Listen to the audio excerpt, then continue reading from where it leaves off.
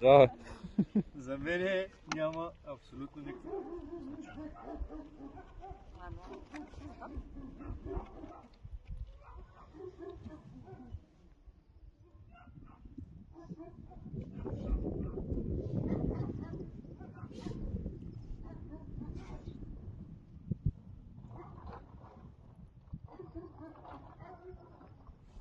Шишета кратят.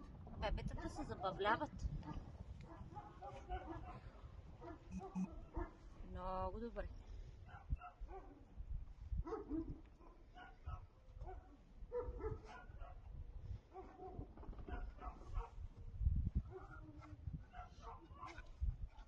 Сега, има хубави крака, хубави гледа, няма мускулатура.